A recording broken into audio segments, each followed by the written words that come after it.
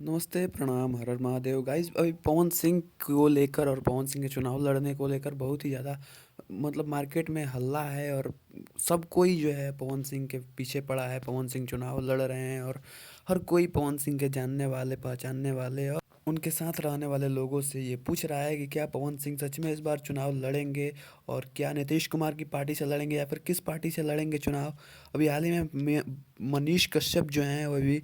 पवन सिंह के साथ रहने वाले म्यूज़िक डायरेक्टर या लिरिसिस्ट हैं विनय बिहारी सर, उनका इंटरव्यू लिए हैं और उस इंटरव्यू में बहुत ही ज़्यादा खुलासा हुआ है। यहाँ पे इस इंटरव्यू के दौरान पवन सिंह की पर्सनल लाइफ से लेके पवन सिंह कैसे आदमी हैं, कैसे विचार के आदमी हैं, ये सब चर्चाएं की गई हैं और पवन सिंह को मतलब पूरी तरह से बताया गया है न्यूज़ के ऊपर। वैसे पावर स्टार पवन सिंह भी अपनी तरफ से पूरी कोशिश कर रहे हैं, इंटरव्यू पे इंटरव्यू दे रहे हैं, बड़े बड़े लोगों से मिल रहे हैं और ये जो है ये दिखाता है कि पवन सिंह जो है वो चुनाव लड़ने को लेकर कितना सीरियस हैं, कितना एक्साइटेड हैं। वैसे आपका इस वीडियो के बारे में क्या ख्याल है, कमेंट में ज़रूर बताना।